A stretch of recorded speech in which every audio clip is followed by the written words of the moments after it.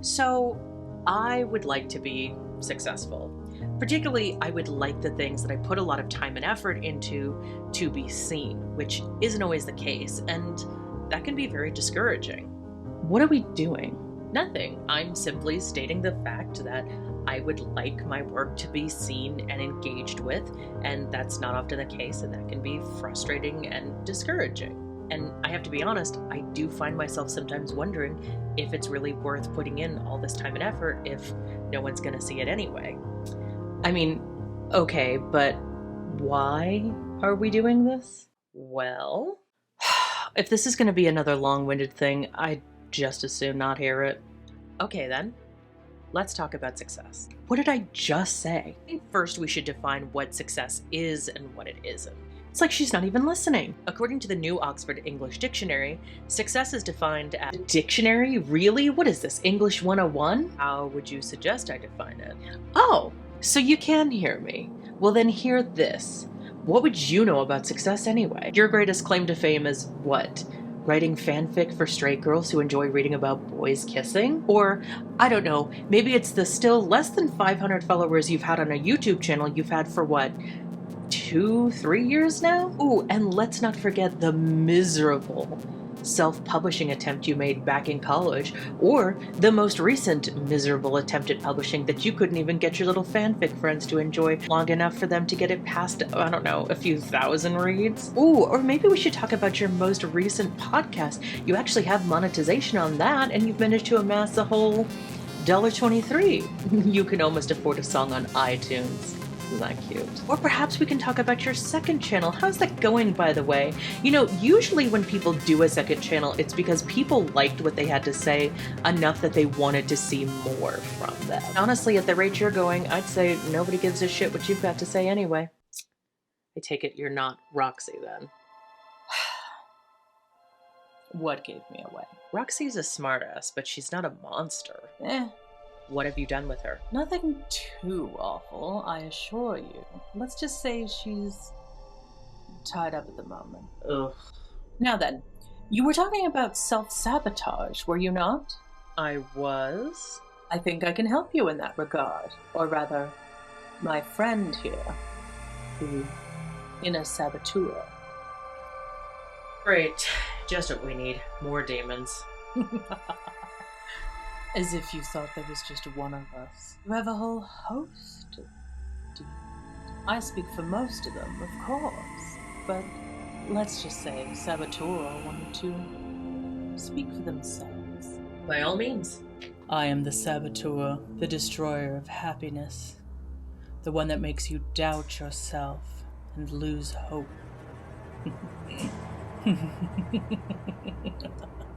I create perfectionism and anxiety and stress. I sow the seeds of self-loathing and fan the flames of fear that you are not good enough. A couple of things on that note, since you bring that up.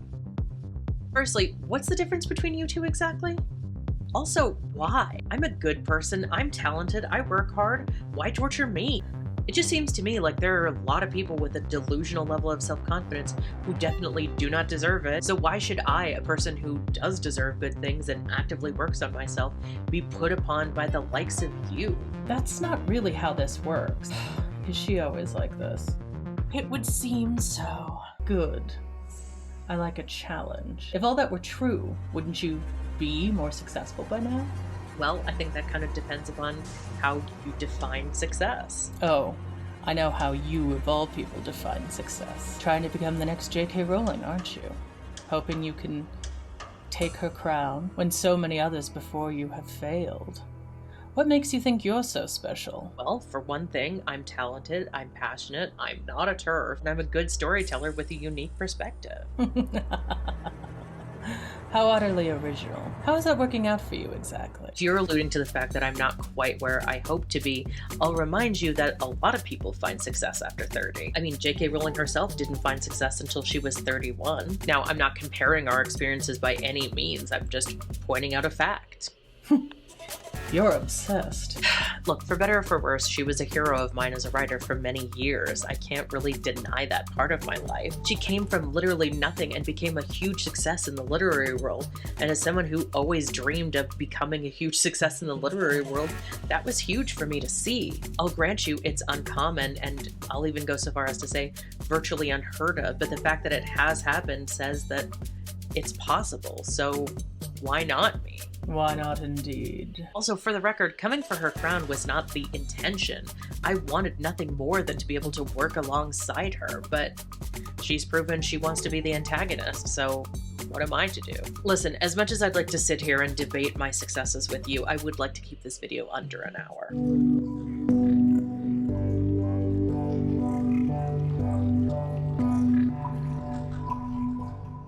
A few weeks ago, in mid-September, Netflix introduced one of its most watched shows, perhaps in its history, the Ryan Murphy-produced Ratchet. Needless to say, there's probably going to be a few spoilers in here, but at this point in time, it's been well over a month and 80 million people have seen it, so I'm pretty sure I'm safe. Ratchet follows the story of the infamous nurse from One Flew Over the Cuckoo's Nest, pre-Cuckoo's Nest. Ratchet is essentially the story of a woman doomed by her own self-destructive behaviors. What does this have to do with self-sabotage? Oh good, you're back. Was I gone? Doesn't matter. So Mildred Ratchet tends to sabotage herself in pretty self-destructive ways. Honestly, it's like she's just continuously reacting to life one disaster at a time. How would you suggest she do it? Speaking as both a Virgo and a Slytherin, you plan for every contingency and then hope for the best. That sounds like some control issues to me. I think what you're missing here is that try as you might, you can't control everything. At a certain point, you kind of have to not focus on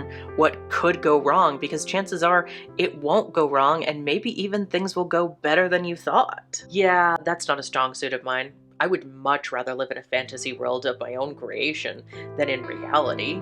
Why do you think I'm a writer? And look, that's fair, especially these days, but at a certain point, you kind of have to go back to reality to get things done. You're brilliant, there's no doubt about that, but if you continuously live in the fear of trying to predict everything that's gonna happen, you're gonna drive yourself mad, and at the end of the day, you're not gonna be able to stop anything from happening. I mean, look at Ratchet. Mildred does everything she can to save her brother, and he betrays her for some girl, and almost ends up getting killed in the process, and on top of that, almost gets Mildred's girlfriend killed too. In the end, Mildred prepared for everything, but what she didn't prepare for was love. Huh. What are you doing? Oh, I'm not in the mood to film anymore, so I figured I'd just pick it up again tomorrow. What?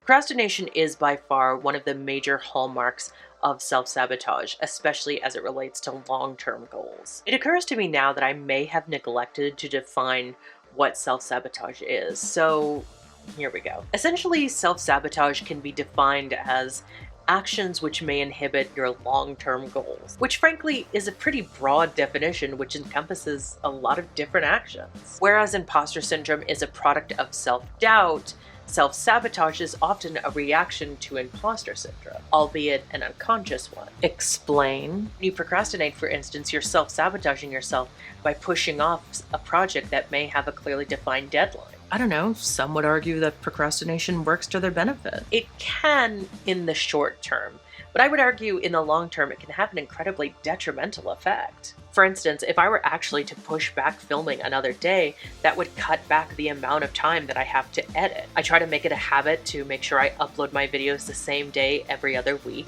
because YouTube rewards consistency. Consistency builds a fan base, in theory. Pushing back filming pushes back editing, and because editing can take quite a long time, that potentially pushes back my upload date, and suddenly my consistency is gone. Fair point.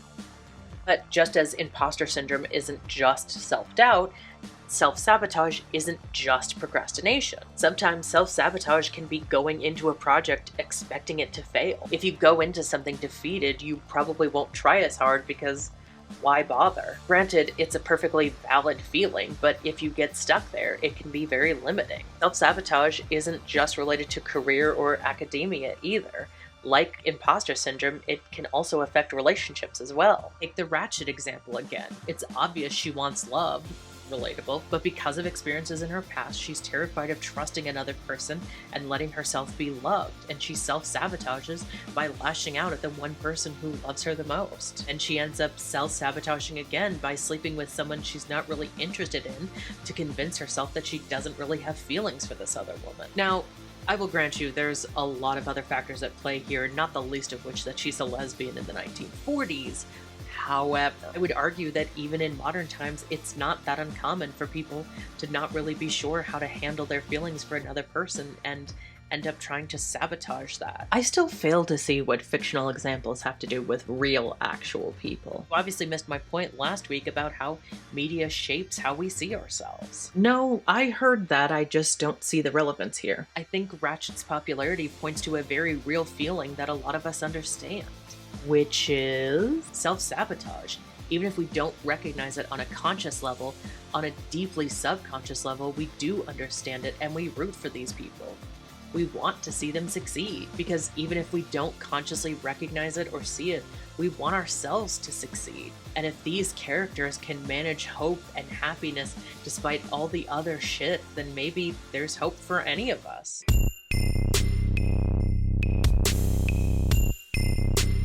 Okay, real world example time. So, I am a perfectionist. I think that's been pretty well established at this point. Frankly, it's a rather exhausting character flaw as far as I'm concerned, because even if something's great, I can always find something to nitpick about it. Things that most people probably wouldn't notice. I remember back in college, one of my teachers giving probably the best piece of advice I've ever heard. Never give a presentation by pointing out the flaws in what you've created. You don't need to point them out, because if they're bad enough, people probably have already noticed. If they're not, people probably aren't going to notice. But as soon as you point out the flaws, it's all anyone can see. But you're gonna ignore that advice anyway. However, for the purposes of this video and to illustrate a point, I am going to ignore that sound piece of advice for just a moment. Of course you are. Well, go on then. In my video, For the Love of Butches, which I would actually argue is a pretty great video, and I highly recommend that you go and watch it.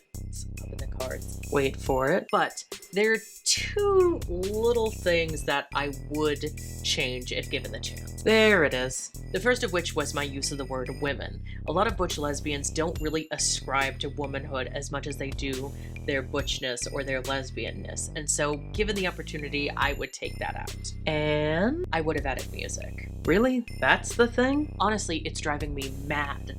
I just really want to fix those two, to me, very glaring issues. So what's the problem exactly? I mean, those don't strike me as like bad forms of perfectionism. They seem like perfectly reasonable changes. You would think, but keep in mind a couple of things. So with YouTube as a platform, if I were to make those changes and re-upload the video, it's kind of seen by YouTube as suspicious because they see it as spamming, and I could potentially lose my channel for it. Even if I were to delete the video first, YouTube doesn't really like that either, because it doesn't like you deleting or privatizing your own content for reasons I can't fully fathom. But from what I understand from other YouTubers, doing so completely messes with your algorithm and makes you harder to find in searches, meaning that potentially the new upload wouldn't be seen anyway. And as to your point about it being a reasonable change, the problem is it's always a reasonable change. But for people who are perfectionist, reasonable changes are a slippery slope. The thing about perfectionism is that it's always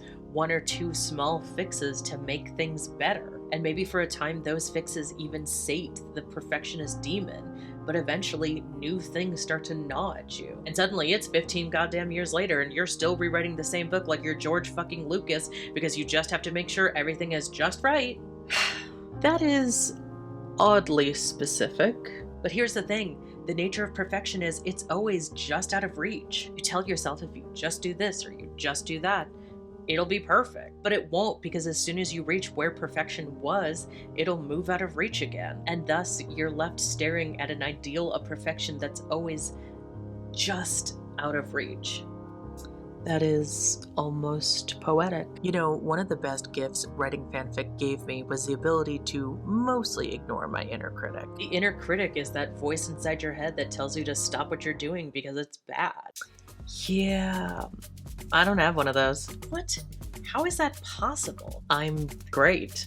I know I'm great. I'd kill for your delusional level of self-confidence. I'm sure you must self-sabotage in one form or another. Nope. I'm perfect. Then why are you still single? Because no one is good enough for me. Oh, not because you're afraid of commitment and the potential that you could get hurt, so you just find excuses for why someone's not good enough for you. Or you just end up falling in love with people who don't love you back because either they're incapable or they just don't. But it's fine because it's just safer to live in the fantasy of maybe one day them realizing that they've loved you all along. Even if you know they don't, but you can't really get hurt in this fantasy, even if it does hurt worse than just acknowledging the truth in the first place. But hey, it's fine because it's you causing you the hurt and not somebody else, and I'm in control, damn it! I mean, you're in control. Right. Ignoring that Freudian slip there, Blondie, I hate to disappoint you, that's just not me. Oh. Don't get me wrong, I've fallen in love with an idiot or two in my time, but that's less to do with self-sabotage and more to just holding men to higher standards. I guess you're right. Of course I'm right. Why should they be held to lower standards than I'd hold myself to? Don't you think holding yourself to impossibly high standards undermines yourself? Who says my standards are impossibly high? I mean, maybe for some people, but I'm managing just fine. But that's just it. I don't know if you are. Explain. I mean, you're holding yourself to an arbitrary set of standards and you're expecting other people to meet those standards because you can. And the thing is, even if you're only treading water, you're still technically meeting your own standard. Where is this going exactly? The thing is, it's unrealistic to hold anyone to your standards because they're not you. I think it's one thing to say, I want someone with a stable job who cooks and cleans, but if you want all of that and a person who's as ambitious as you are, wants more than just a regular life, that seems unfair. What makes you think I expect that? I feel like you're projecting a lot in this conversation. Probably. You know, honestly, projection is kind of its own form of self-sabotage when it comes to relationships. Ironically, even recognizing self-sabotaging habits can be a form of self-sabotage because you overcorrect in the wrong direction. In my last relationship, I had a lot of things that I wasn't really happy with, but I convinced myself that I was sabotaging myself by not just ignoring them because no relationship is perfect. Why not just try communicating with them? It's complicated. You're not good with communication, are you? I'm getting better. Be that as it may, you weren't good at it at the time in which you needed to be. You are unfortunately correct, low though I am to admit it. Communication is an important facet in any good relationship. I've come to learn that now. Well, that's growth, and that's important. I mean, I certainly hope so. You're not sure? It's one thing to know your shit, it's another thing entirely to actually deal with that shit. What I mean is, recognizing your self-sabotaging habits is a great first step, but it's not the same as knowing what to do once you've recognized those habits. I mean, you're not wrong, but recognizing these habits is a strong and important starting point. Once you recognize the ways in which you fall victim to self-sabotage, you can actively work on making change. Incrementally, of course. One of the worst things I think you can do for yourself when you're trying to make a big change is jump headfirst into the deep end. I don't know, trial by fire has always been my preferred method of attack. And that may be what works for you, but the problem is this is a much bigger change you're making for yourself. This is about deep mental changes, changing habits you've created over a lifetime. Your self-sabotaging habits didn't start overnight, and they're certainly not going to be ended overnight. The key is to remember to be kinder to yourself. That's always been a hard one for me. Nothing changes until you can learn that one. Self-sabotage is often rooted in self-loathing and feeling as though you're unworthy of happiness, thus causing you to unconsciously try to undermine your success. If you have any hope of making a change for the better, one of the biggest steps has to be working on self-love. At the end of the day, you're all you have. Anyway, if hating yourself hasn't gotten you what you wanted, what do you really have to lose by loving yourself? I mean, you said it yourself on one of your podcasts. Hating yourself is easy. The world at large tends to make hating yourself almost desirable. Not to mention the myriad of ways we like to punish people for daring to love themselves. Look at the names we call people if they dare to love themselves too much. Conceited, vain, narcissistic, self-centered, selfish. We have a million words to say why it's wrong, and we go out of our way to do everything we can to make people feel guilty for loving themselves. But Why? Because they haven't yet found a way to mass market self-love into a billion-dollar industry like they have self-hate in the weight loss industry. Because loving yourself makes you powerful. It makes you strong and unafraid. Because you end up knowing what you're worth and knowing that it's worth going for what you want. You listen to my podcast? That's what you took out of that? Yes, frankly, I do listen to your podcast. And you know what? You owe me a quarter for that little plug. It was hardly a plug. Welcome to Help Podcast, now available on Spotify, Apple Podcasts, or wherever you get your podcasts from. Ugh. I will say, I think you covered everything quite well. I'm not sure I could have said it any better myself. Thank you. Now look, I don't think that loving yourself is something that's going to be easy for, well, anyone, but I think it's worth it in the end. If for no other reason, you should just love yourself out of spite for everyone who doesn't want you to. Spite for the industries who profit off your self-loathing. Loving yourself out of spite sounds very Slytherin of you. I wouldn't know. I didn't read that series.